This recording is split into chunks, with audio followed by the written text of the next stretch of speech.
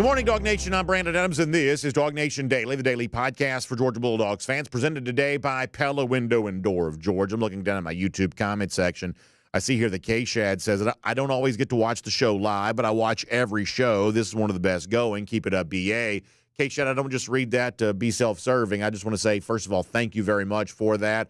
And to all of you, I get a chance to speak to a very small number of you who do on one of our platforms tune in live, but I know that 99% of you, at least, if not more than 99%, are folks who watch and in some cases listen after the fact. So if we never get to meet, if I never get to interact with you, I just really appreciate you being there, and I truly do mean that. And in honor of all that, we're going to try to do a good show for you today. It's Jon Stinchcomb. He stops by.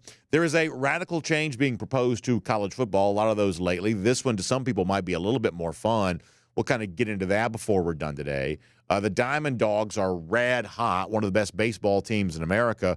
We'll certainly have some fun with that on today's program. There is a moment today in which I'm also going to ask for some, participation from you. I'll tell you more about that. I'm actually pretty pleased with how this turned out.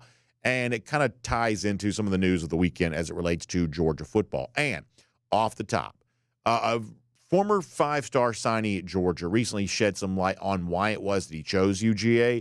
You're going to like this just because it's always kind of nice to hear this sort of thing, but it is particularly important as it relates to one of the big battles kind of brewing on the horizon for Georgia that doesn't seem like it's going out of style anytime soon. This is important. We'll kick the show off by talking about that here today. We're glad to have you with us for it. It is DawgNation Daily, the daily podcast for Georgia Bulldogs fans, presented today by Pella Window and Door of Georgia. And it begins right now. Today's episode of DawgNation Daily is brought to you by Pella Window and Door of Georgia, viewed to be the best. Presented by DawgNation.com. This is DawgNation Daily, the daily podcast for Georgia Bulldogs fans. Here's your host, Brandon Adams. So if you can stick with me like, say, 10 to 15 minutes, in a couple of minutes, I'm going to ask you to participate in something with me. And I think this is going to be really fun. I'm actually kind of pleased with how this turned out. And we're going to do some of this today and then build on this for some future shows. I think this will be pretty good and pretty helpful. And hopefully, depending on the kind of feedback we get, perhaps interesting. We'll get to that here coming up in just a little bit. Prior to that, I want to begin with this. And I don't do this to be self-serving. This is not a, hey, see, I told you so, or look how smart I am type thing, because you already know my intelligence is probably pretty limited. But I do want to go back in time to just a little bit shy of a year ago, about 10 months ago or so. I made a prediction on the show at the time that I believe has turned out to be true. What I said is that there was a chance that as you looked ahead to a 2024 season, which at the time is what we were looking ahead to, if you look ahead to that season, you're going to see a lot of things in the SEC that had never felt like this before. For instance, Texas on the Georgia schedule. What we said was, Georgia and Texas don't have a lot of history with each other, but they had the opportunity in 2024 to play multiple times. And what I said was, if that happens, that's going to change the nature of kind of how Georgia views some of its rivals. Let me go back in time. Let me let you hear me from May, and this sets us up for what we need to talk about today. This is a previous edition of DawgNation Daily last summer. But if you play 3 times in the same season, which is a possibility, you better believe you'll have a backstory at that point in time. And backstories are always the birthplaces of all rivalries. This team cost that team a big moment. This team got its revenge, and then the next thing happened. And before you know it, there's a real history here. Even if it's sort of a short history, it's a history nonetheless. So that is me at the time thinking there was a chance that Georgia and Texas could play 3 times. They didn't, although they could have. But what did happen was Georgia and Texas play twice. And the prediction I believe that I got right was for 2 teams that had played in 2018, and then prior to that, like 1983, and prior to that, who knows when, back in the 60s or something like that, I guess. 2 programs that had almost no history with each other, separated by like 1,000 miles of geography and all kinds of just differences, just 2 programs that you did not think of as being in the same orbit with each other. Once you start playing multiple times in the same year, all of a sudden you go from being sort of strangers to now kind of being rivals. And I would say that's probably true. Now, Georgia's got a lot of rivalries. I would say that growing some momentum here is Texas becoming one of them. Now, it takes more than maybe 1 year to make that happen, But we would certainly seem to be on our way towards doing that because now geography in the SEC just matters less than it used to. All of a sudden, now it's more about shared ambitions being the thing that determines who you're a rivalry with and who you're not. And that does sort of feel like Texas. Now, my reason for kind of going back on that is to say another one of the reasons why Texas is starting to feel more like one of your main rivals if you're UGA is because there have been very few programs in recent years that have been able to stand in the way of Georgia amassing all of the talent it could possibly want and really having its pick of almost any player that it wants. Georgia has just been the most successful talent acquisition program in college football. But recent challenges from Texas are, let's be honest here, making that more difficult because Texas seems to just exist on a pile of money.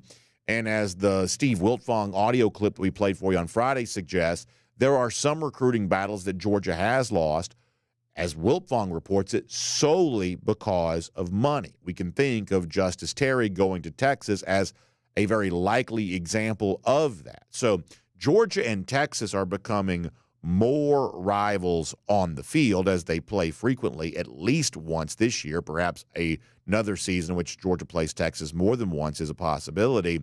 But also now Texas is becoming, despite the fact that it's kind of a long way away, one of Georgia's main recruiting rivals. Now, I find that to be interesting because of a couple of things, starting with a story that Jeff Sentell wrote on Friday at DawgNation.com. Caden Prothro is the sort of player that just seems to thrive at Georgia. He's the athletic tight end. And I can't help but go back to, and I've said this now a couple of times in the show, but it's one of those statements that just really stood out to me. You know, Connor Riley, our colleague at DawgNation, got a chance to watch some of practice going back a couple of weeks ago. And what Connor said was, when you watch Georgia practice, if you're just sort of scanning the practice field, and you've heard me say this before, that the position group that perhaps just looks a little bit better on the hoof, a little bit better in their uniform, just kind of just sort of stands out in terms of how they present athletically, pretty athletes, it might be the tight end position. That's because Georgia just seems to always get the hybrid, could be a wide receiver, you know, big enough to be a tight end. Georgia seemed to always get those guys. And here in the class of 2026, whether it's a guy like, say, Mark Bowman or a guy out of the state of Georgia, out of Bowden High School, Caden Prothro, Georgia just always seems to win those recruiting battles. And so you'll have a Jaden Riddell earning buzz this spring. You'll have incoming freshmen like Ethan Barbour and even Elias Williams turning heads. You'll have all that because that's what Georgia just always seems to get. And after the success of Brock Bowers, how could you not be first in line for those types of players? But once again, to kind of focus on Prothro for a moment, Jeff Sentell wrote, I think, an interesting story at DawgNation.com with him on Friday, kind of speaking about one of the main reasons why Georgia's had all that success when it comes to recruiting these types of tight ends. Let me read this to you on the screen here for a moment, that when Prothro recently visited Georgia, you get to watch his primary recruiter, Todd Hartley. You know him as the tight end coach.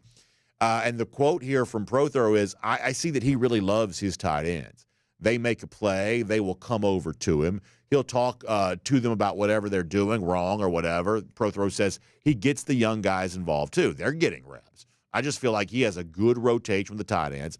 He makes sure they get all their reps. I feel that goes and for off the field, too. If the players are doing good in practice, they're going to love the coaches. That's Caden Prothro talking about Todd Hartley and talking about a very positive experience at a recent visit to Georgia. Now, my reason for reading that quote and mentioning that is because for a long time in recruiting, this is sort of the way that it works. Hartley's got a track record for success. He can point to his, sort of case examples of, hey, you look like this guy. This is the success we got out of that guy. You can be next in line. He relates to players well, and that always just sort of works. But in the NIL age, obviously, that kind of stuff maybe in a roundabout way doesn't work quite as well as it used to. And while Prothro gets all the good vibes from a visit to Georgia, likes Todd Hartley, clearly sees the success that Georgia has had with its tight ends, he's also getting those overtures from other places. In fact, if you're watching on video, I'll show this on the screen. Fresh off saying all those good things about Georgia, well, now here's Prothro from Bowden High School way out in Austin, and the photo that was shared by Jerry Hamilton shows it. He's taking that visit to Texas. And this is fresh off a Mark Bowman situation where, my gosh, if there was ever a tight end that sort of feels like, for the class of 2026, he ought to be here, at Georgia. Bowman certainly feels like one of those guys, but he's also recently gotten some online predictions to end up at Texas. So lo and behold, the prediction that I made a year ago sort of feels like it's becoming true, that Georgia may have less of a rivalry in future years with some of its traditional border war state and rivals, just simply because it may be playing them less. And frankly, a lot of those programs are not doing a whole lot to slow down Georgia's momentum. But a team like Texas, because of multiple games in a given season, because of these recruiting battles, all of a sudden may start to feel like more of a rivalry moving forward because of that. Which leads me to this. It is just a natural fact that, Prothrow, Bowman, anybody else you want to mention the class of 2026, and perhaps a lot of recruits in future years, you're going to get the great pitch from Georgia, and you're going to go to Texas or a place like Texas, but right now we're talking about Texas. You're going to go there, and they're going to say their thing, but they're also going to offer a lot of money.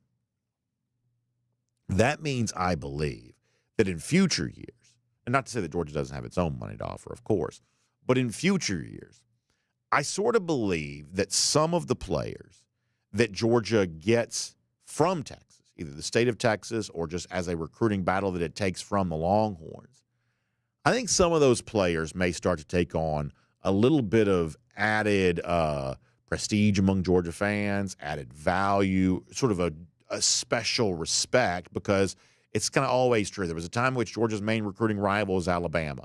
The sort of players that Georgia got head-to-head and wins over Alabama, those players became pretty important to this program. We can cite examples of that. Maybe there was a moment in time when that was Florida or Clemson or whatever else. There's always going to be sort of a main recruiting rival, and the head-to-head battles you win against that program, oftentimes those players become among the most important players on your roster. You may also have an example of that being true right now, too. In the words of a linebacker from Texas named Justin Williams, perhaps they just take on additional value here, both in terms of how it makes you feel about a player currently on the roster, but also in terms of a selling point for future players like this to say, yeah, you know what? I want to be like that guy. I want to go to the program that's going to provide that guy what he says he's getting from Georgia. So everything before this, simply a build up to this. We told you the other day that if you go to our DawgNation YouTube page and watch the full interview and press conference that Justin Williams did with reporters the other day, you're going to come away liking Williams more so than you already do, and maybe even feeling a lot more optimistic about the 2025 season for these Dogs. Let me start with this. If I was right last May and Georgia-Texas is a rivalry now, and a lot of that's playing out in recruiting, well, a player feeling pretty good about the fact that he didn't go to Texas, even though Texas was his in-state school, honestly, that kind of spices things up maybe just a bit. I liked this from Justin Williams the other day. Take a listen to this from the emerging linebacker here for the Bulldogs. Obviously, me not choosing Texas was a big thing because I'm from Texas, but it was good competition. They celebrated we celebrated our win. They did what they had to do, and it's just good competition. We're both in the SEC now, and that's just how it is nowadays. So yeah. We try to do a show that's equal for audio and for video, but there's an element of that I think kind of works better on video, because when a five-star linebacker talks about not choosing Texas, has a big smile on his face, in the context of, oh, yeah, we beat them twice on the field in 2024, and we always kind of jokingly say it seems like people have a tendency to forget the fact that Georgia got 2 wins against the Longhorns last season. When a guy like Justin Williams gets a big smile on his face thinking about that, I say that feels pretty good. And I would say that a lot has happened over the course of the last 10 months. Georgia fans have learned a lot more about Texas than perhaps they knew before Texas joined the SEC. And what you've learned is wins against the Longhorns are pretty sweet. And when a player who could have gone to Texas from the state of Texas is really happy about those UGA wins, I think that feels pretty good too. I think that Georgia fans like that sort of thing. And whether it be a linebacker like Williams or other players at other positions of similar recruiting credentials, when they talk about why it is that they chose Georgia and why they didn't make the easy decision of just staying home and going to Texas, but they decided to travel over to Georgia, there's a viewpoint here of there are things I get at Georgia that I don't know that I'm going to be able to get other places. This is, once again, great from Justin Williams. Take a listen to this. I feel like it drives us every day. We know what we came here for. We came here to win championships, and other than that, that's all we're here to do is win and hold up to that standard. And being a recruit, I wasn't really looking for championships. I was looking more for the development, and Coach Truman does a great job of developing us as linebackers and as human beings. And when I was getting recruited, that was the biggest thing for me. And making that decision came up to that. Honestly, not really championships. Yes, sir. Every now and then you sort of hear a statement from a Georgia player that almost works perfectly as an ad, almost ought to be shared with every possible recruit, because we are in the midst and the battles of 2026 right now, and it just seems like over and over again we're hearing a school like Texas being one of the main competitors to Georgia, with Georgia for the very best players in America. Here's a guy, Justin Williams, saying, hey, why'd I travel to Georgia? Why'd I leave that state of Texas where I was from to come here? Well, like everybody else on this team, we're hungry to win championships. But he says even more so than that, I was hungry for development. I wanted to be developed by Glenn Schumann. I wanted to be the next, Quavon Walker or Quay Walker or N'Kobe Dean or Roquan Smith. I wanted to be the next in the line on all of that. I wanted that kind of development that Georgia's been famous for, and I wanted to be a part of the team success that Georgia typically has. As a message, I think that sounds really good to fans, and I think it works on future recruits. So to sum all of this up, it's simply this. About a year or so ago, we looked to the future and said, you're about to have a much bigger rivalry with Texas. Here we are on the doorstep of the 2025 season. Those words actually proved to be pretty true on the field and in recruiting. So listen closely to guys who could have gone to Texas, talk about the reasons why they didn't, mentioning development, mentioning the chance at championships. If you're a Georgia fan, you like that, and if you're Georgia, it's your job to make sure that every recruit hears that message loud and clear. My name's Brandon Adams, and this is DawgNation Daily, the daily podcast for Georgia Bulldogs fans, presented today by Pella Window and Door of Georgia. We are so glad that you are here today. Whether you're getting to us live on video, 10 a.m., radio, Athens Sports Radio 960 The Ref, podcast, Apple, Spotify, posting the show at the world-famous DawgNation.com. So many ways for you to be a part of our program. And we're just glad that you've chosen one that it works for you. As I was saying to our video audience before our show kicked off today, most of you don't watch live. That means the interaction that I do with the small portion of our group that gets a chance to watch us live, I don't get a chance to interact with you necessarily unless it's a little bit of social media stuff, or perhaps you come out and see us in person every now and then. But if I could say face-to-face, thank you, look you in the eye, shake your hand, say, I appreciate you being a part of what we do, you better believe I would do that. I'm also going to tell you here, too, man, excited about our friends at Pella Window and Door of Georgia who make the show possible. You know, we're kind of getting into the spring time of year, which means a couple of things. First of all, it means those festivals taking place all across the state here right now. People enjoy being outside. It's kind of a fun festival time of year. And our folks from Pella Window and Door of Georgia like getting out and being a part of the community. They want to get out and meet you. So if you're going to be in the Ackworth area coming up, get the Ackworth Art Festival taking place April 5th and April 6th. That's coming up really soon. That's this weekend. Pella's going to be there at the Ackworth Art Festival, so you can come by and see them there. And you can do what I got a chance to do not too long ago. Go out and hang out with the Pella experts. These are good people, a lot of Georgia fans, but also people that just love to help you take the best possible care of your home, because that's the other thing that the spring is about for many people. You're going to think of it as sort of a spring cleaning time of year. You think about what's the best way to take the best care of my home here right now. I can promise you the really innovative design concepts that Pella brings with its windows is one of the ways in which you could do that. You like the screens kind of built into the windows, so when it's not quite the pollen time of year, you can actually very easily open up your window, let the fresh air come in with the screens kind of built in right away on that. That is an amazing thing. They also have, in some cases, the blinds kind of built into these. It's so creative, all of the various things they're doing. And when you go out and visit them, you can see them and you can kind of find that for yourself. You can also take advantage of great savings here right now, too. You got $750 off your project and 0% APR for 36 months right now. So another great reason to get in touch with Pella. So check them out online. It's PellaGA.com/DawgNation. That's PellaGA.com/DawgNation. You can also give them a call. 678-638-1429. One more time on that, 678-638-1429. Pella Window and Door of Georgia is going beyond. Okay, so we're almost to the point where I'm going to ask for some participation from you. We'll get to that here in a moment. It's also Jon Stinchcomb coming up today, too. I'm really looking forward to that. Prior to all of that, let's go around the DawgHouse. It's poured today by our friends at Dr. Pepper. Now, we're a football show. We'll always be like 90% football. But I do want to take just a brief moment to celebrate the fact that right now, and after a rough weekend for the Atlanta Braves, we'll take any baseball success we can get. Right now, the Diamond Dawgs, the Georgia baseball team, this is not just among the very best teams in the country. Number one in the RPI right now, by the way, after a sweep of Auburn and a kind of a walk-off in the final of Game 3, which had to be moved to Saturday evening. This is also like an explosive, unbelievable offense. And there's just something in sports which is always fun about the explosive offense, right? People love it in football. They want to see their team fill up the buckets in basketball. And in baseball, you love to see the ball flying out of the yard. Well, guess what? The ball is flying out of the yard for Georgia right now. They are and to think that, and I know that Wes Johnson, the coach, talked about this a little bit. They kind of use a little bit of a money ball approach, try to replace what Charlie Condon obviously provide along his way to the Golden Spikes a year ago. Well, I would say right now that's working. Another big, not just series win, but a sweep against 11th ranked Auburn. And after 3 SEC series, Georgia's 8-1 in SEC play. Through 3 SEC series here right now, an incredible start to the conference portion of the year.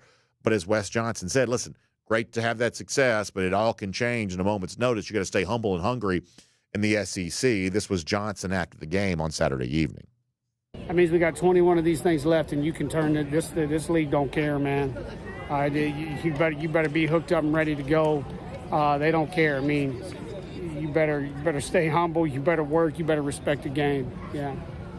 Thanks, guys. Yeah, I mean, listen, I think that's exactly right. I mean, obviously, I don't think anyone's goal is to go like 28-2 in SEC play or anything like that. You're trying just keep your head above water. You even have a winning record in conference play. I can promise you your RPI is going to be as such, going to be well in line for a chance to host a super regional and be among the favorites to make the College World Series. So Georgia is simply doing some hard work now to maybe make the rest of the late season not quite such a grind there at the end. But they are something to be appreciated here at the moment. This is a very good Georgia baseball team. And as we roll on here around the DawgHouse, poured by Dr. Pepper, now let me shift back to football. And let me bring you in on something here for a moment. So I didn't mention this, I believe it was on Friday's show. Maybe it's Thursday. Late last week we talked about this, that my wife has requested that as she goes on spring break next week with our kids, that she'd like for me to be home a little bit. So we're going to do a little spring break next week, and we're getting some shows ready as a way of being a part of that. Going to have some really, really fun stuff. And one of the things we're going to do is a little bit of a theme around kind of over-unders ahead for the 2025 season. And here's where you come in on this. I have worked to sort of put together some over-under numbers for Georgia. And to be honest, I'm pretty proud of these. I think they actually worked out pretty well. And a lot of these are kind of going to center on the offense. Many people kind of interested about that. They're curious what happened on Saturday with sort of closed-door scrimmage for Georgia. We may talk more about that in a moment. They're just sort of curious about the need for offensive improvement. So with these over-unders, I've tried to reflect what people expect to happen, what people may ambitiously hope happens. Just what is the outlook for Georgia on both sides of the ball here in 2025? We'll also do a separate topic around the wins and losses, but as far as like some of the individual and team statistics, that's what I'll focus on right now. And here's what I'm going to do. Whether you email me, brandon.adams@DawgNation.com, or hit me up on X @DawgNation Daily, just somehow, some way, reach out to me. And I want you to weigh in on these. Now, you don't have to do all of them if you don't want to. If you want to, you certainly can. But this is one of those things where if you feel strongly about one, but maybe not the rest, because, some of these, sometimes you just have opinions that are a little stronger on some things than other. I want you to weigh in. And, while we're not trying to cultivate negativity here, if you're someone that's pretty skeptical of the Georgia offense, and we've said before, there's a reason for some skepticism there, then this is a chance to kind of weigh in on this and say, if you want to go under these numbers, we're not going to sort of disregard people who have a little bit more of a cautious take on some of this kind of stuff. I want to hear from people on kind of both sides of these numbers. I've tried to set them in such a way that kind of invites a little bit of debate. So let me give them to you, and then I want to invite you to give me some feedback. Now, it's not a pretty graphic, but nonetheless, I think it sort of gets the job done. So here are the over-unders that I have set for Georgia in 2025. Once again, hit me up on X at DawgNation Daily. Email me, brandon.adams@DawgNation.com. And during some shows next week, I'm going to share some of your feedback live on the air if you're willing to give it to me. Starting with this, and this may be the name of the game here for so many people. Points per game for Georgia next season. I have perhaps somewhat controversially, although I believe I've got fairly, well-established data on this. I have set the points per game next season at 35.5. The reason why that's controversial is because that's much higher than what Georgia scored a year ago. Last year, Georgia was fewer than 32 points per game, 31 point whatever. But I believe that the preponderance of evidence suggests that Georgia, for this season, I'm going to set the over-under at 35.5 for Georgia here in 25 as far as points per game goes. I'd love to hear from you. Would you go over that? Would you go under that for Georgia here this season? How about the defensive side of the ball? Points per game allowed. I'm going to set the over-under on that at 16.5 points per game allowed. Once again, if you have an opinion on that, I'd love to hear from you. Gunnar Stockton, let's focus on him individually here for a moment. How about his touchdown passes? This isn't rushing touchdowns. This is simply touchdown throws from Gunnar Stockton, who, based on our number, we're presuming as the starting quarterback. I'm going to set Gunnar Stockton's over-under for touchdown throws at 26.5. Once again, for those of you listening, I'll repeat it, 26.5 for Gunnar Stockton. How about Nate Frazier rushing yards? He was at, 670 or so a year ago, fewer than 700, but I'm expecting a step up from him in 2025. How about an over-under total for Nate Frazier in 2025 of 809.5 rushing yards, 809.5 rushing yards for Nate Frazier in 2025. And finally, how about first-team All-SEC selections from Georgia? We're going to set the number at 3.5. So that's 3.5 for All-SEC first-team selections, 809.5 for Nate Frazier rushing yards, 26.5 for Gunnar Stockton touchdown throws, 16.5 for points per game allowed, and 35.5 for points per game scored offensively. If you have an opinion on any of those, would love to hear from you on it. Hit me up on X at DawgNation Daily, or you can email me if you'd like to as well, and we'll share some of your thoughts on that next week on what we think is going to be kind of a fun series of shows. For now, we'll call that Around the DawgHouse. It's poured today by friends at Dr. Pepper. And speaking of having fun, when I'm getting together trying to have fun with friends, you better believe that Dr. Pepper is always a big part of that for me. In fact, we have these busy weekends where our kids are playing sports the entire time, and so it sort of feels like you come home, you sort of collapse because it feels like you've been just gone for what seems like 12 days, and that's the weekend. So for me, you kind of come in Sunday afternoon, you're trying to catch your breath here a little bit. You better believe I'm going to go sit out on the back porch or something like that and enjoy a nice, delicious, one-of-a-kind flavor of Dr. Pepper. That's always a lot of fun. You can also enjoy the brand-new flavor from Dr. Pepper, the succulent, delicious Dr. Pepper Blackberry and the Dr. Pepper Blackberry Zero Sugar. This is a really fun new flavor offering from Dr. Pepper.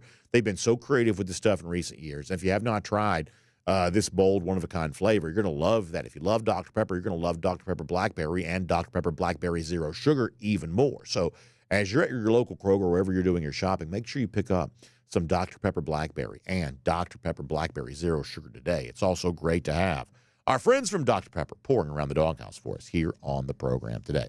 All right, before we are done, there is a pretty bold suggestion out there for what could be a kind of a wild change for college football, but in some of your minds, perhaps a change for the better. We'll explain what that is, but for now, everything going on around Georgia football, let's keep the conversation going. Always glad to have former UGA All-American as part of the program. I have Jon Stinchcomb here today on DawgNation Daily, presented by Pella Window and Door of Georgia. From Athens and across the SEC or wherever the recruiting trail may lead, here's a DawgNation.com insider. Let's say hello to Jon Stinchcomb. Always a pleasure to have him as a part of the show. And, John, I guess I'll use some of what I was just doing to have sort of a conversation with you for a moment. There was a scrimmage in Athens this weekend. You kind of listen to what people are saying. Hey, maybe not great for the offense if you kind of listen to people who perhaps know more about this than I do. That makes people a little bit nervous. So let's see if we can calm those fears if we possibly can here. When it comes to some of the over-under numbers I was sharing a moment ago, Georgia scored fewer than 32 points per game a year ago. But if you look at the recent track record for Georgia over a multitude of years, 31 point whatever seems like a little bit of an outlier. Georgia needs offensive improvement. I think you can expect at least enough of it to set the over-under higher than last season's performance. I'd go 35.5 for that. Do you think that's too ambitious given the fact that Georgia still plays a tough schedule, given the fact that it also needs a lot of offensive production? If I were to give you 35.5 from a points per game number, would you go over that or under that for Georgia for the upcoming season? Well, here's what I like, BA. When I looked at your over-unders that you set, I found a lot of them difficult. I found some that I was like, I think that would be over. I think that would be under. So kudos to you to taking a look at it and making it a little bit challenging. I think there's some, I'll take the over on Nate Frazier. As for the points, I think 35.5 is probably going to be really close to where they end up. I do expect them to put more points on the board last year, just in general. I think there's going to be games where they're able to catch fire and get hotter. And I temper that with the fact that their schedule is not an easy one. You look at their competition and it doesn't lighten up from last year. So recognizing that they're probably going to need to put up more points to get where they want to go at the end of the season is going to be a part of that equation. And I think you're going to be really close with that 35.5. So,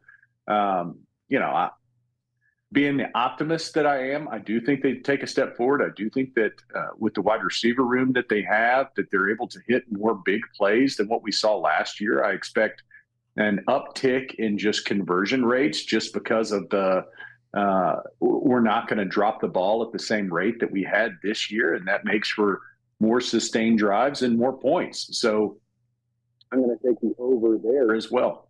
Yeah, it's one of those things, and this is so self-serving. I'm embarrassed to even say this, but every now and then you do something when you look at it like, hey, that looks pretty good. I actually was semi-proud of myself when I, kind of came up with those numbers using my, formula to get there. I was like, I sort of feel like we're probably pretty right about this, or at least in terms of, like you said, creating some room for debate on both sides. And what I think is interesting about that is, and look, I'm not trying to cultivate negativity, but we do know there have been a lot of Georgia fans who have been a little bit suspicious of what the direction they think everything is going with Georgia football. They had some frustrating moments, they would say, in 2024. And, kind of now we're sort of getting to the point where the 2025 season is actually a little closer to being in than people realize. And it's sort of time to start going on the record about some of this. And I guess the question comes for those who have been skeptical, for those who have been suspicious. Are you really ready to put your money where your mouth is and say, no, I don't think that Georgia's going to score very many points this year, and no, I don't think that Georgia's going to amass very many yards. And individual guys like Frazier and Gunner, I don't think they're going to do very well. And for a Georgia team that's expected to still win about 10 regular season games and have a shot to win an SEC title again and be back in the college ball playoff again, I think they're going to be less than that. For people who've been a little suspicious or a little bit skeptical, John, I'm curious to see the people that we'll be hearing from on our show, do they take the next step with it and say, I actually think that Georgia takes a step back in 2025? I want to make it very clear. I don't believe that's going to be the case. But for people who, have kind of been in their feelings a little bit after last season, I guess how forceful will those voices still be, now that it's time to sort of turn the page and look more towards the future here in 2025? Yeah, I don't think people are shying away from hot takes. I think they enjoy the fact that, you can take these big cuts at teams and everyone has an opinion, and now you get to voice yours. Now, the beauty of that is very rarely do we circle back and see, how wrong some people are. And, with hot takes, that's kind of the approach is I don't mind taking these big swings at a ball pitched my way, knowing that very rarely am I going to get called out on it. So if I hit 1 out of 10, I can always go back and say, see, I told you, I knew that X, Y, and Z wasn't going to be or was going to be the player that no one else thought they were. So there's very little accountability for opinions this time of year. And I think what the beauty of it is knowing that Georgia, A, has a lot of talent in the room, and B, there's a hunger that exists. There is a lot to prove, and knowing where the standard lies for this program. It means that for some of these young guys that are going to need to step up and take on roles that weren't accessible in past, or they're just now earning the opportunity to compete for, I think it just shows the importance of this spring ball. So during spring camp, there's a lot of work to be done, and there's opportunities across the board. And for Georgia to reach their goals, which are going to be lofty ones, it's going to be need to be a very competitive and feisty and fiery spring training camp, and it will allow for us in the background to have these sorts of discussions as to what this season might look like. Shifting gears here, there's a story that kind of emerged last week. We haven't really talked about it enough yet. That is the fact that Daniel Calhoun, who I really like a lot, I thought that Calhoun was very impressive in high school. I think this is one of those years in which I expect Calhoun to make a major push towards some playing time for Georgia. But it sounds like those efforts are going to be slowed down a little bit right now because of a spring injury. Not the only Georgia offensive lineman, of course, battling those injuries. You got Monroe Freeling, who's out right now. That we've talked about that before, which creates some opportunities for guys to step up here too. But we would say that Georgia's probably a little shorthanded right now at the offensive line spot compared to what it hopes to be here for this fall. So let me just sort of ask you kind of, I guess, a two-part question on this. First of all, in terms of Calhoun, who hasn't really played yet, who we think is going to play a lot in 2025, how much does a spring injury slow that down for him? And for people who want to put their ear to the ground for rumor mill and stuff like that, when you hear about, maybe every now and then a sputtering Georgia offense during a practice or a scrimmage, to the point those sort of telephone game style rumors are even true, how much do you take that with a grain of salt if the offensive line you're playing with is not what you expect your starting offensive line to be when the actual season gets here? BA, I would be really concerned about Georgia if, knowing the transition that this offense is in, if they were beating up our defense. I think the bigger concern would be, that's not a good sign for Georgia. There are so many new faces in every room that you look at it and you're going, well, yeah, there's going to be growing pains. This is a very important spring camp for this Georgia offense and individual players specifically. So for Calhoun, I do think that he is one of those high ceiling players. I watched him firsthand in high school and was very impressed, thinking that he could be an early contributor to this offensive front. And I think it just creates more competition. Obviously, reps are important for every young player to be able to get up to speed. And so it's costly for anybody to miss out, more so than an established veteran that, is probably just trying to stay healthy through this. You look at this offensive front, and every name is written in pencil, and there is a lot of competition across the board, and you're trying to establish yourself as one of those 5 to 7 guys that they're going to be counting on in that rotation come August. So, it hurts Calhoun that he's not available. There are others, and you look at quote unquote some of the more established players, Monroe being one of them in your picture here, and he doesn't have a lot of game experience under his belt. So lots of competition, lots of opportunity, which is good for a talented group, helps them push each other and allows them to get better. Iron does sharpen iron. So you want it to be competitive. You want that experience and get those reps against your own team when you can. And it hurts Calhoun and others when they're not available this time of year. But for this offense, I would be more concerned for Georgia if the first early reports out of spring ball, the first scrimmage that you have, is that the offense smoked the defense.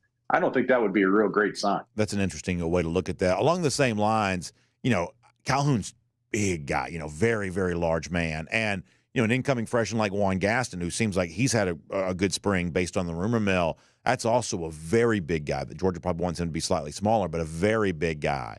It seems like if it ever wasn't the case, big is back in vogue when it comes to Georgia offensive linemen.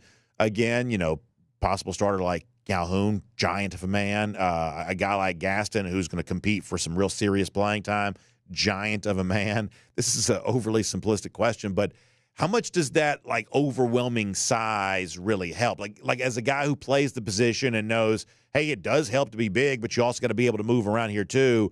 Like, how much do you love the giant offensive linemen, the likes of which we sort of think of Sam Pittman favoring going back years ago?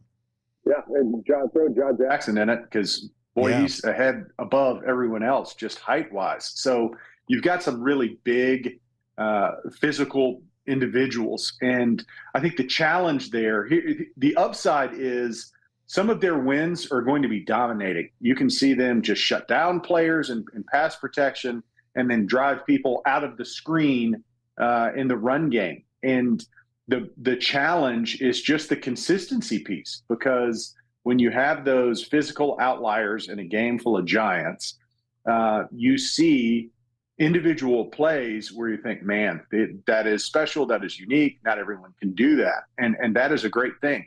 The challenge is offensive line is judged on consistency.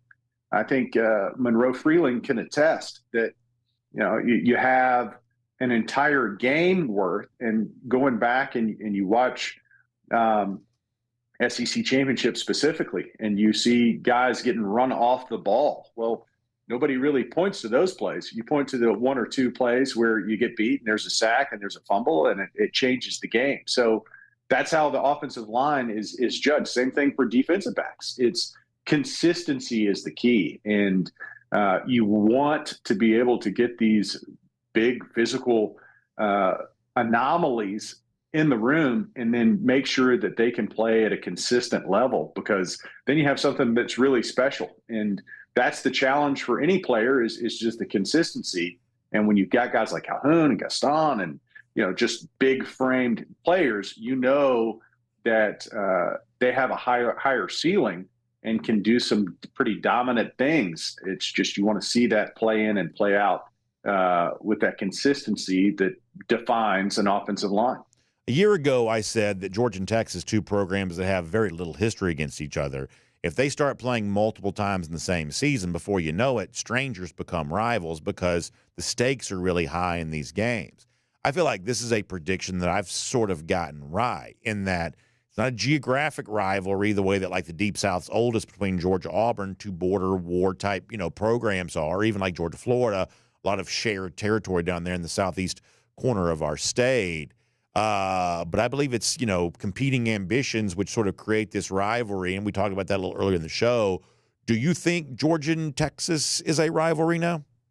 Not yet. I think the emerging one, the one that's kind of growing steam and has for a couple of years now, especially since the Smart era, is against Alabama. And, for those that have been Georgia fans for decades, they recognize there's been ebbs and flows in that rivalry. And obviously, because you're competing for a national championship, those two programs kind of have percolated to the top and has cultivated a more healthy rivalry and certainly more spirited. I know for Georgia fans, that always seems to be that one hill that Georgia has to climb for us to reach our goals, and hasn't been the one that Kirby and company has conquered with consistency that he has in other places. So can Georgia, Texas become a marquee rivalry? Absolutely. I just don't think it's there yet. I think there's other programs that Alabama specifically that hasn't been exactly SEC East of the old days of Tennessee and Florida. But certainly because of the landscape and really postseason play becoming so huge across the SEC, that I think it's still Alabama and potentially Texas down the road, but they're not there yet.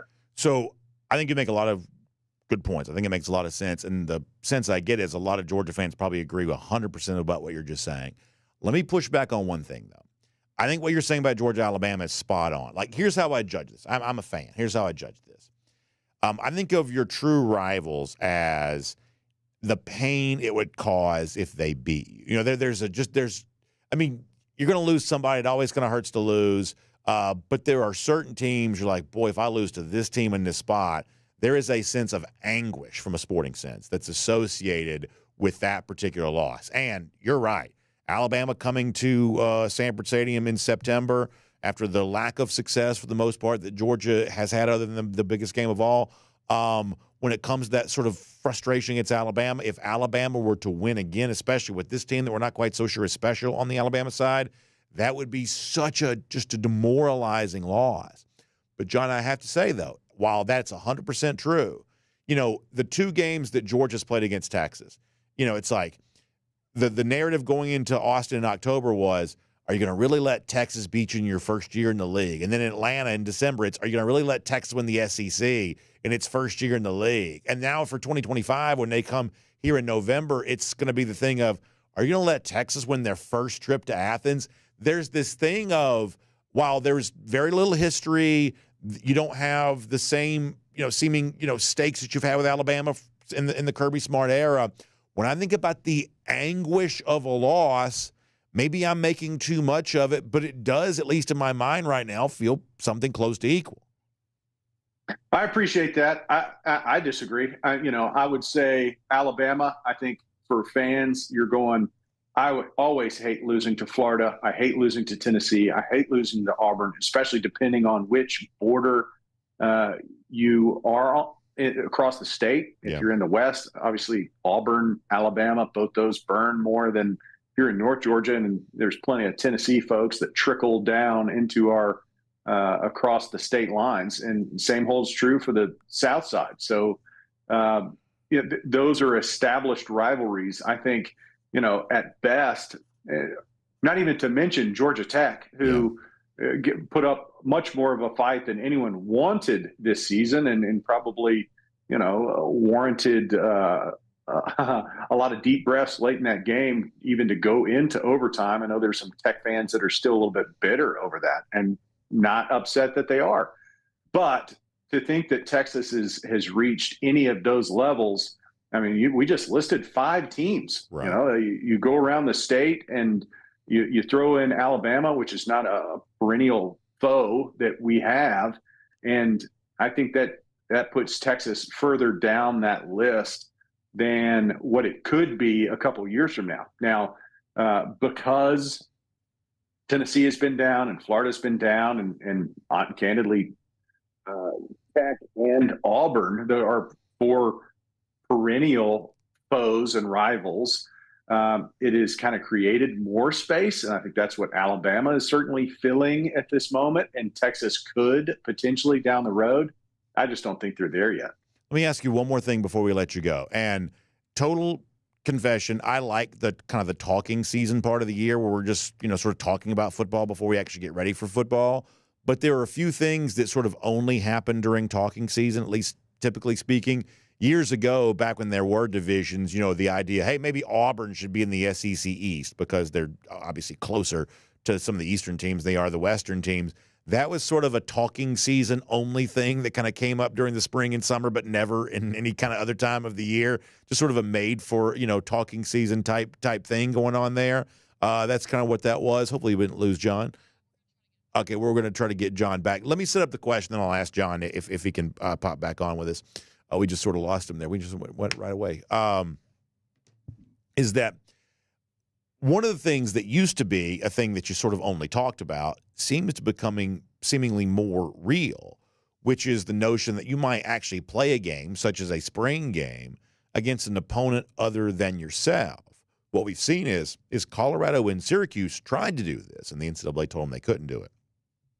Mike Gundy has talked about wanting to do this for Bedlam with the Oklahoma. That's the name of that rivalry. You've recently had Dabo Swinney from Clemson weigh in on this. That, in other words, stuff that sort of used to be only the kind of thing that you would just sort of make up and talk about whenever, all of a sudden now this starts to feel a little bit more, I guess, realistic. It's really not happening this year, and it may not happen next year, But I wonder if we're getting to the point where this is one of those things that maybe could happen, that as spring games seem to be going away pretty quick, they could be replaced by something. It's been described as a joint practice. You get that in the NFL. It's been described as a preseason game. You definitely get some of those in the NFL. And so is this another thing that college football could take from that? John, glad to have you back. I'll just set this up quickly for you. We're hearing more and more talk about, hey, maybe one day we'll have preseason college football games. The NCAA, for instance, denied Colorado and Syracuse a chance to do that here this year, but more coaches are talking about this in a more serious way than we've heard in the past. You think that's realistic? Yes, I do. I certainly think so. With you look at teams that are removing their spring games, especially as it coincides with transfer portals and when they open, and teams not wanting to kind of show what they've got or give players that encouragement to leave. So I think you're looking at a lot of transition. I still think there's so many different shoes to fall when it comes to how really this entire structure of college football, what it looks like, what it could be. And now that you see teams that are actively trying to set up, preseason games, whether it's just in the spring or later on, I think that's very much in the picture of what college football could go towards. And I don't think fans would be opposed to it. I know I watched G-Day and have for years where you're going, this is not all that exciting for fans. And I think it would bring some excitement for the fan base, and also it gives you a little more exposure for players to see somebody other than the same guy you've been beating on for the past 15 practices. Yeah, it's an interesting idea. I don't know how close this is to being a real thing, but the conversation, and you just touched on it, the conversation around this is sort of more real than it's ever been before, even if it's not necessarily on the verge of happening right now. John, thanks for hopping back on. I'm glad to get your perspective on that. We love hearing everything from you as it relates to Georgia football. Hope you enjoy your week. We'll talk to you very soon here on DawgNation Daily, presented by Pella Window and Door of Georgia. Appreciate it, BA. Go Dogs. Go Dogs indeed. Let's take a look around the rest of the league. This is SEC Through. I'm going to talk more about this topic in a moment. I think my opinion on this might surprise you a little bit. Now, I also may be 100% wrong in your mind, too. But I do want to share one additional thought on this here coming up in a moment. Prior to that, let's get ready to go cruise around the SEC, courtesy of Royal Caribbean. And it is official. The Adams have a Royal Caribbean cruise vacation coming up here really soon. That's exciting news for us. We're thrilled about that. Because, listen, I love the DawgNation cruise and my DawgNation cruisers, but that's a time of year in which my family doesn't really get to come. And so while I enjoy being with my DawgNation family, I do like that time to get away with my family, my actual family, and share that time with them. There's nothing more special to me than that. And really for me, a Royal Caribbean cruise vacation is always going to be our choice because, honestly, I don't know that anybody does a better job of kind of putting the family first than Royal Caribbean because of all the different things you have on the various neighborhoods with the cruise ship. The Boardwalk neighborhood, for instance, on a ship like Utopia of the Seas. You've got the Ultimate Abyss, the tallest slide at sea. You've got the carousel that you can ride. You've got, Playmaker Sports Bar, which, my son and I will go in there and watch some sports. We'll hang out. My daughter loves Sugar Beach, where she can go in there and buy a bunch of candy and stuff like that. And that's just like one of the neighborhoods on the ship. Same thing with the Royal Promenade or the Central Park, the pool decks. There is just so much for families to do. And for a family of four like ours, everybody's kind of got their thing on a Royal Caribbean cruise ship. So 2025 is a great time for you to plan a Royal Caribbean cruise vacation. I hope you'll do so. And if you do, Jessica Slater, a travel advisor, is the person you need to speak to help you get that done. She knows the Royal Caribbean options, whether it be the port you sail out of, the destinations you visit, the type of stateroom you want, the ship you want to be on, the itinerary. She's got all of the expertise on that, and she's standing by to help you right now. So give her a call, 770-718-9147. That's 770-718-9147. You can also email her, jslater@dreamvacations.com.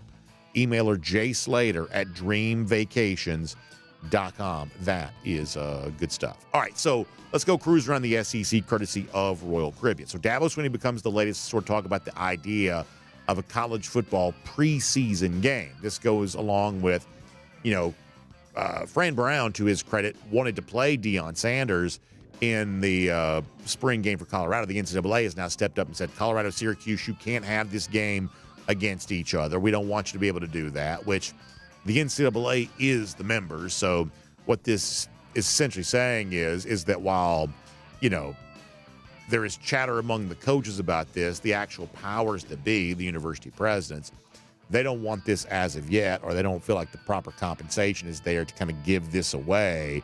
Either way, this is something that coaches have talked about, but the institutions themselves aren't necessarily on board with. Same thing for like a Mike Gundy, who kind of knows his only chance to play Oklahoma right now is perhaps in a spring game bedlam type situation. He's talking about it too. My opinion on this is perhaps surprising. From kind of a sort of consumer advice perspective, I don't think fans should be for this. And as I said before, that may be surprising. I actually think preseason football games, even if it's Oklahoma playing Oklahoma State, which is, kind of a cool rivalry, I actually think preseason football games are anti-fan. And therefore, I think that fans would be wise to be against it.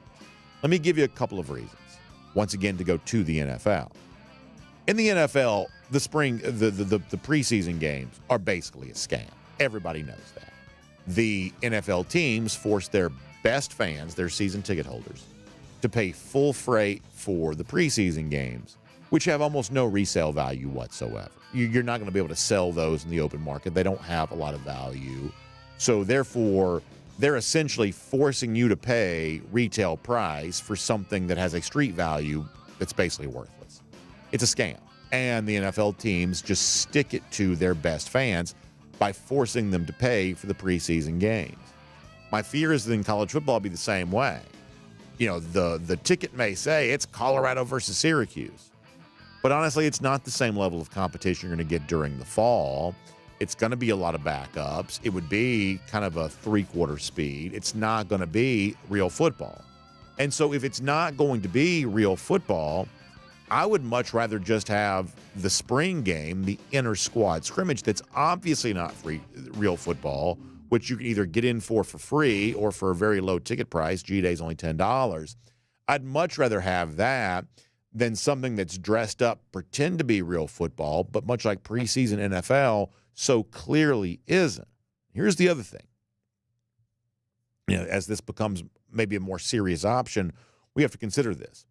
That one of the things that's always made college football special is because it's the one sport that has the highest percentage of its games that feel meaningful.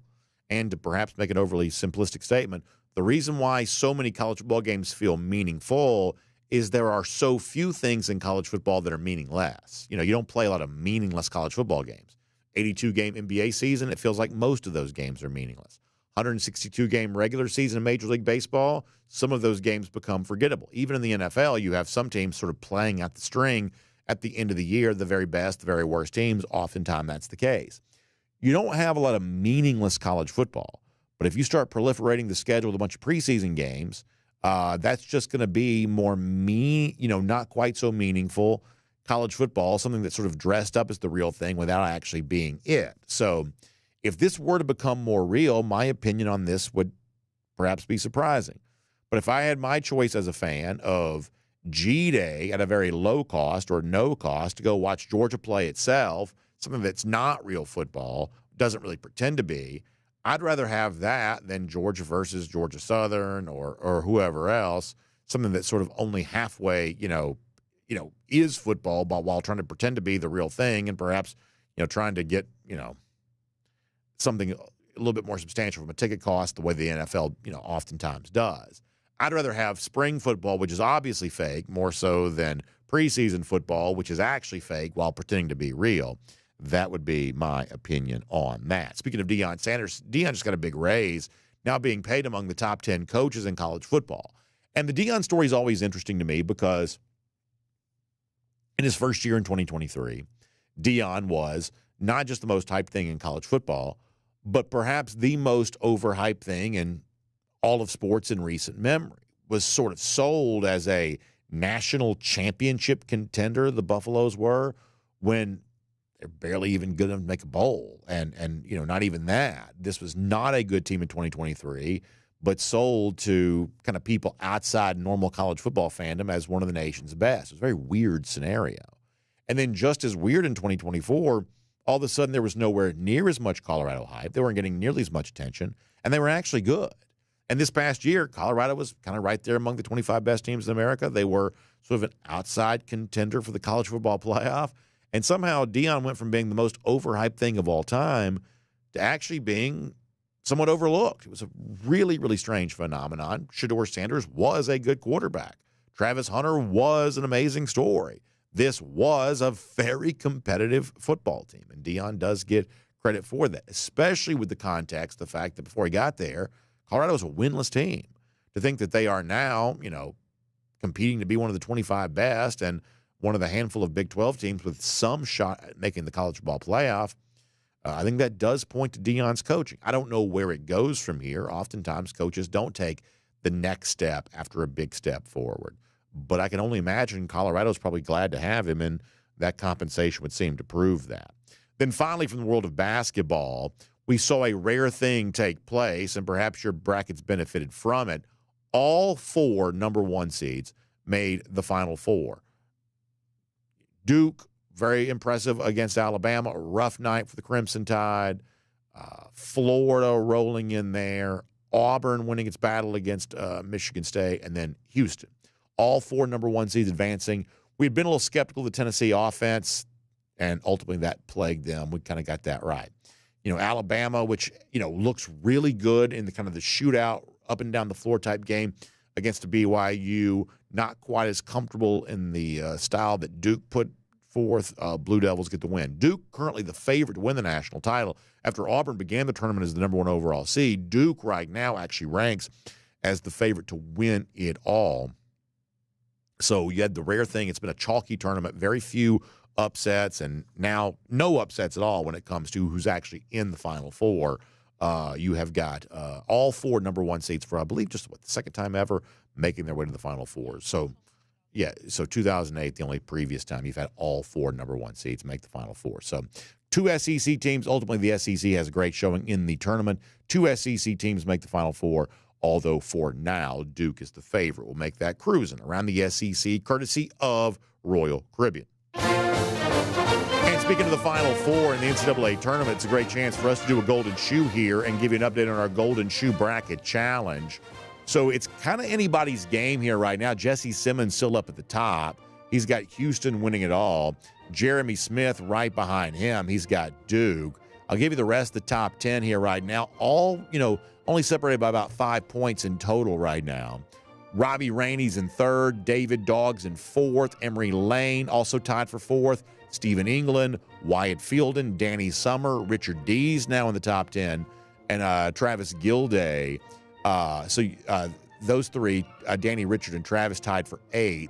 You got a 4-way tie at 4th. So you got, a pretty competitive top 10 here right now. Obviously, it won't pick back up again until Saturday, but a pretty fun battle in our Golden Shoe Bracket Challenge right now. And all 10 of those guys at least have a shot to win it, if not even more. So kind of wide open here right now. Congratulations to everybody involved in that. Lousy, stinking Gators, we have no congratulations to offer you, just more pain and suffering. About 1,605 days. That's how long it's been since Florida's beaten Georgia. That is our Gator Hater Updater. Y'all have a great day. We'll see you back here tomorrow. DawgNation Daily, presented by Pella Window and Door of Georgia. We'll look forward to talking to you then. And on video, time now for the R.S. Andrews Cool Down. R.S. Andrews, when you turn to for your air conditioning, heating, plumbing, and electric needs. They show up on time. They do the work that's promised, the price is promised. You can trust them on all of that. We're going to be somewhat quick today because we do have some stuff to start getting ready for next week. Looking forward to a little bit of spring break time with my family. And really a great week here coming up. But we will take your comments here, though, just for a moment. G. Grace on the subject of Kalen DeBoer. Yeah, no doubt one of the more interesting figures in the SEC for the upcoming season is Kalen DeBoer. To me, this is when the DeBoer era officially starts. I've sort of always felt this way. When you replace a long-time, very successful coach, I think for that first year on the job, you kind of benefit from what they had going. You kind of benefit from their institutional memory, from the remnants of the old regime that's still left over. But a year later, this is sort of your show now. You're picking more of your own players. You're certainly going to be choosing your own quarterback.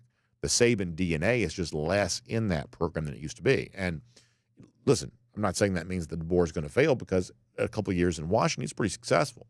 But, I think this year, Kalen DeBoer, his chance at succeeding is by being Kalen DeBoer. A year ago, you can just sort of replicate some of what Nick Saban would have done. But now it's sort of your show, and to mix metaphors, time to either sink or swim.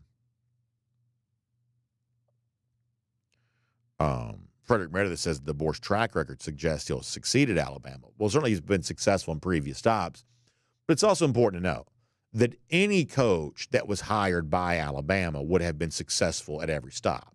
People say that sometimes. Well, he's won everywhere he's ever been. But you couldn't get the Alabama job had you not won everywhere you had ever been. And, programs like Alabama have, throughout history, had to kind of find the next coach, and they don't all succeed. So there is always going to be a part of this that's just a little bit of a mystery. The same way that if you have the number 1 overall draft pick and you want to draft Cam Ward, you don't really know if he's going to succeed or not. If you hire a coach, you don't really know if he's going to be the guy or not. Same way with a lot of recruits you bring in. You have a lot of reasons to suspect one thing or another, but you don't really know until you actually know. And so we're going to learn more about Kalen DeBoer this year, one of the more fascinating guys in the SEC this season. RKD wants to black out the Alabama game. I don't know that we'll see another blackout from Georgia. The one game I know they will not be blacking out probably is the Bama game, but I do know a lot of people would enjoy it if they did. Bill Kuehl says, why don't they have NCAA football brackets? See, I don't really know why they didn't become more of a thing. I mean, the one difference is if you've only got 12 teams, that means you've only got 11 losers, which means that statistically speaking, you would have perfect brackets. Talk about big thing nationally, you would have perfect brackets. One of the things that makes the NCAA tournament fascinating is there's just like a almost incalculable number of, bracket possibilities. And so therefore, you're going to have a lot more randomness in it. It's one of the reasons why non-sports fans love filling out a bracket, is because you don't really have to know a lot about sports to fill out a bracket. And then, once the games start being played, the outcomes are they're just this year less so, but typically speaking, the outcomes are sort of all over the place. So you don't quite have as much randomness in the football, but I am a little bit surprised we didn't hear more about, football brackets and things like that. The one thing I do think the college ball playoff should try to copy, especially if it's going to expand to 14, what people really like, they like Major League Baseball opening day for this reason. They like the beginning of March Madness for this reason. They kind of like the wild card round of the NFL playoffs for this reason. There's like a soccer version of this too, which I don't know very much about. People like the sort of sports all-you-can-eat buffet. People like that. They like waking up at noon on a Thursday and watching basketball all the way till midnight on the first round of the NCAA tournament. They like the opening day version of that, where it's just like everybody's playing way more day games than normal. People like sports at work. Now, my work is sports. I'm a little bit different. But people like sports at work. They like the Masters during the day. They like sports at work. Now, college football doesn't take place during the week. But I do believe if college football is going to have this expanded playoff, they're going to try to find a way to make the first round sort of feel like, oh, it's wall-to-wall college football. As it stands right now, it's like you've got 2 games one day and 2 games the next day, and that's sort of really neat and tidy. But that's not the kind of overwhelm that people want. People like the red zone, Sunday NFL. They just go from game to game to game, quad box. College football is going to try to find some way to create that with its postseason if it wants to take the next step in overall popularity, I believe. DMAR42 says, I picked 3 of the 4 Final Four teams. Yeah, I got 3 of the 4 too. If I could have gotten my other one, I believe I would have changed my bracket. It's like we all kind of outsmart ourselves, where it's like, hey, I want to be a little bit creative with my bracket, and I took Texas Tech over Florida. I thought Texas Tech was really good. Florida getting that win, I think that says a lot about, the Gators, just to be completely honest. That's a pretty impressive showing, especially for a coach like Todd Golden, who hasn't really been in that spot before. But if Texas Tech makes the Final Four, and I've got all four of my Final Four teams, obviously that's pretty good. It's like I'm sure we all lost, at least those of us who did lose, all lost with like the one creative team that we picked. You may pick three safe ones and one creative one, and your three safe ones got in, and your one creative one didn't quite get home. Whether that was Michigan State or Texas Tech, or even a little bit further down the food chain than that. A lot of us will take three safes and one, kind of riskier bet. Didn't quite get home. DMart42 says, I picked UConn over Florida mostly because I couldn't pick Florida. Well, listen, you almost were a big winner there on that. Wyatt Fielden, who's, by the way, in the top 10 of our bracket challenge, says, how about Georgia baseball this past weekend against Auburn? Need y'all in a couple of weeks against Arkansas. Yeah, so the weekend of G-Day, Arkansas is coming to town, going to be probably the biggest home series of the year. So it's going to be a lot of fun. It's going to be that's going to be a very big series. Arkansas, arguably the best team in America right now. Let me get some DawgNation.com comments.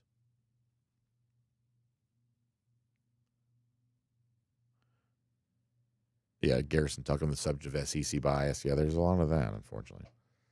DT says he wants the Diamond Dawgs to do damage in Omaha, not just get there.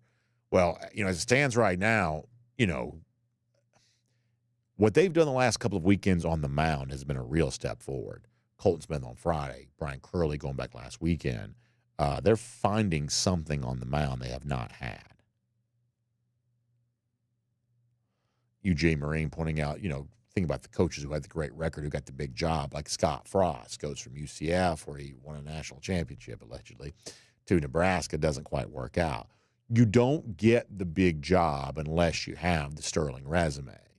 But a lot of people who take that next big step towards like the really big job, matching the previous success, the resume becomes a little bit difficult to do.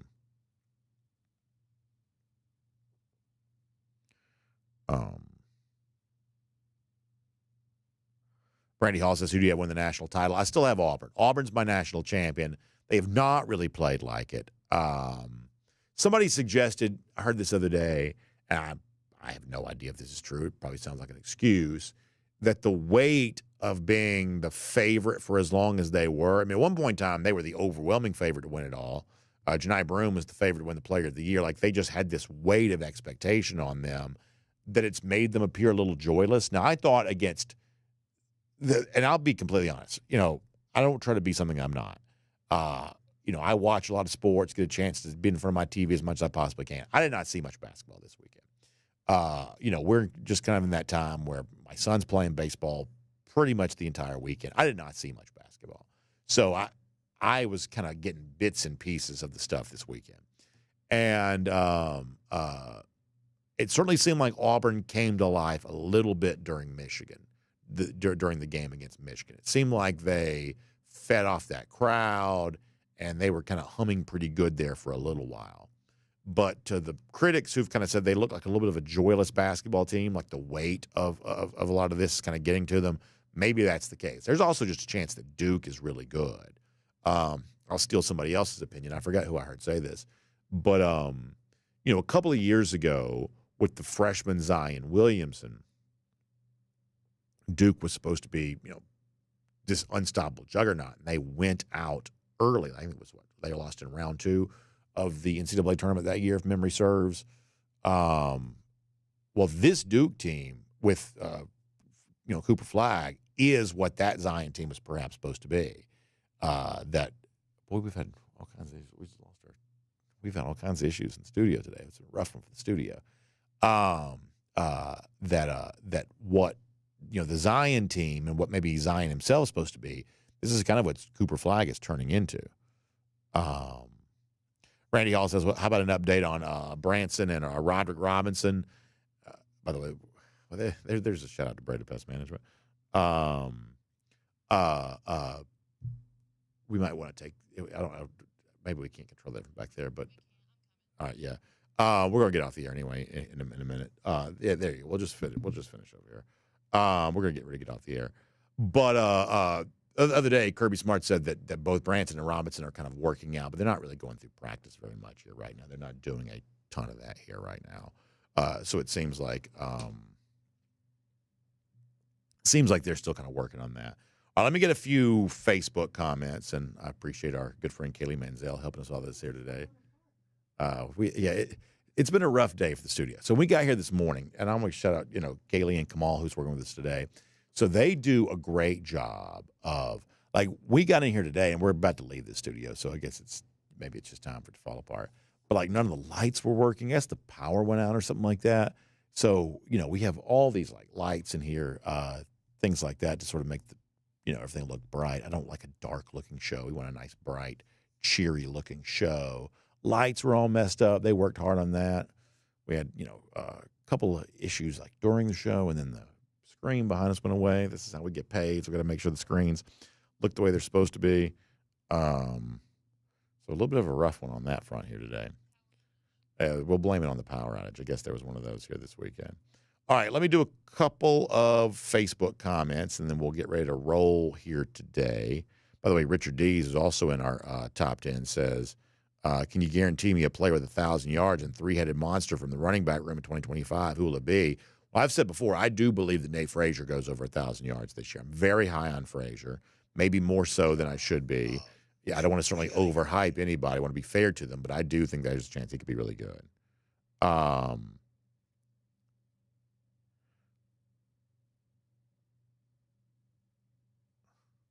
Somebody wants to ban me because I picked Auburn.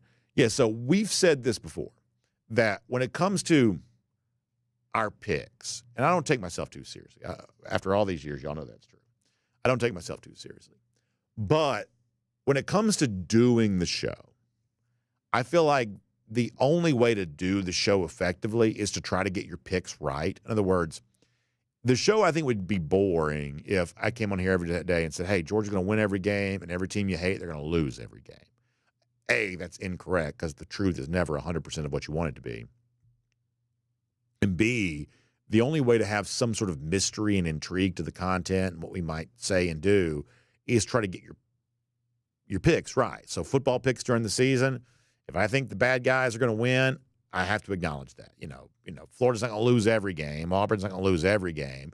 If we feel like one of those teams is going to win, we just sort of have to acknowledge that. We're not going to be right about everything, but we do try to get the picks right. We're not just trying to make picks in a way that kind of keeps everybody happy. We try to get the picks right. And I would say that we've, the modest side of me takes pains to admit this, but I would say we get enough of those right to sort of justify our existence. Same thing when it comes to the bracket. We joked about this, the last couple of weeks. I respect the sanctity of the bracket. I want my bracket to do well. So, we said in our Golden Shoe Bracket Challenge, if you got to pick Auburn, you got to pick Auburn. If you want to pick Florida, if that's who you believe is going to win it, once again, it feels good to have a bracket that ranks near the top. If you have a chance to collect some money, you better believe that feels good. So we don't make any apologies for respecting the sanctity of the bracket when you have a chance to do that. You got to go with what you think is going to happen. All right, let us see what else.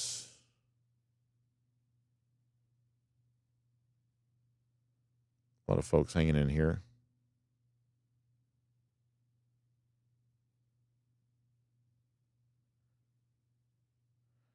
I'm not getting a whole lot of Facebook comments for whatever reason. But good stuff as always. We're going to get ready to bounce out of here for right now. So here's what's going to happen. We're going to say goodbye for now. We're going to get some stuff ready. Next week's going to be so much fun. Some of you are also weighing in on some of those over-unders. I'd love to hear from you on that if you don't mind. In fact, can we just throw this on the screen one more time before we go for the over-unders from a little earlier?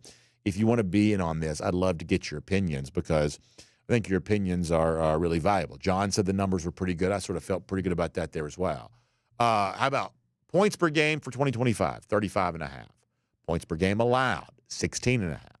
Gunnar Stockton touchdown passes, 26.5. Nate Frazier rushing yards, 809.5. First team All-SEC selections, 3.5. Over, under on those numbers.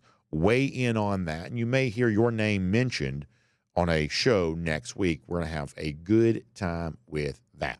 Okay, so for now, though, we're going to get ready to go. Y'all check out RS Andrews online, rsandrews.com, for your air conditioning, heating, plumbing, and electric needs. They show up on time.